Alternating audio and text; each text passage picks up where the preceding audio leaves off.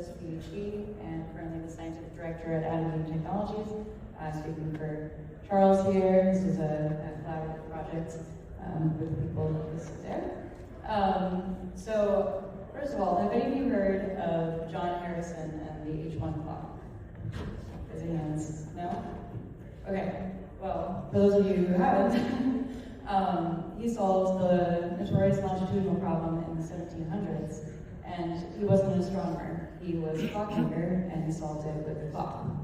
What he brought to the problem was a completely different perspective towards the solution. So that's what I'm here to talk to you guys about today. This is not another iteration of AI framework. This is an entirely new foundation that was built by PhD physicists and mathematicians.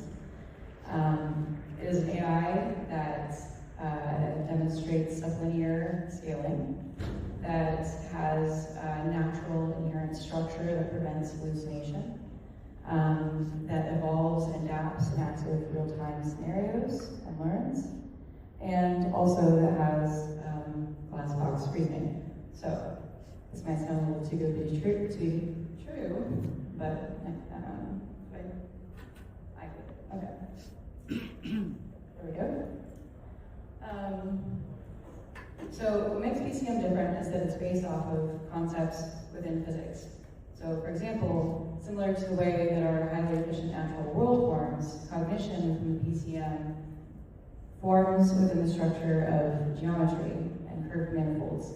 This means that reasoning takes place as thoughts that move along geodesics, or paths that lead to action, along this manifold. In the words, adaptive words of physicist John Wheeler, the manifold tells thoughts how to move, and the thoughts tell the manifold how to curve, shape, reform. And what this creates is a cognition that actively adapts, grows, evolves as it's learning and as it's gaining information. Another feature is its lack of hallucination. And the reason for this is that as you have reasoning paths that follow this geometry, when the reasoning deviates from what the geometry can support, it's a mathematical number. You can actually quantify how much it actually knows or how little it knows. And based off of the geometric structure, there's regions it can access or not access. This means that it can continue reasoning on these paths, and it's decoupled from actual output. So it'll continue reasoning until it finds a space where the geometry supports its output, or it can give you a reason why it's not able to give a confident response.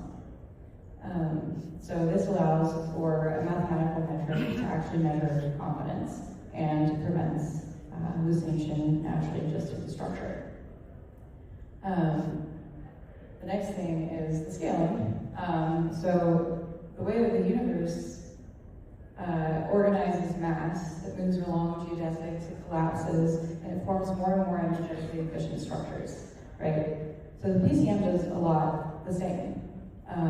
Successful paths that are repeated form more tightly close together geodesics, where you have a bunch of similar situations and experiences. Those will actually collapse, whether they're good experiences or bad, they can be attractors, etc. So basically what this allows is that the capability of the PCM grows with the structure of the geometry, not by getting larger. Okay. I'm going to have to go quickly through this one. This is the most important part. I wanted to run you guys through Federation within the system, because I think this demonstrates the capabilities. Because of the sublinear scaling, the PCM can be deployed on edge devices and runs without clouds. So imagine you have these devices, and they all have their own individual instances of the federated manifold. And as they gain information, all of the federated manifolds evolve and learn together. That means that if one device gains information and learns, the entire fleet also learns with it.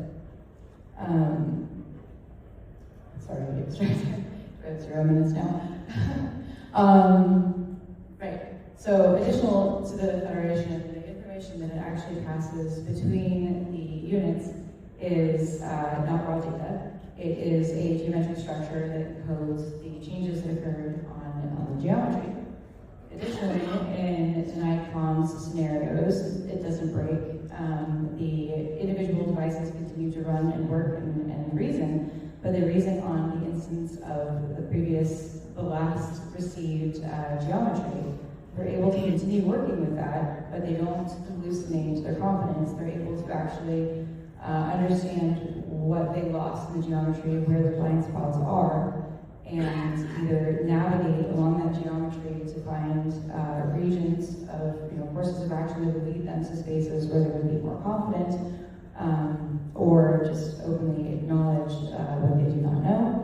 And then the biggest part is that when comms come back on, the reconciliation is instant, it's accurate, and it's actionable immediately.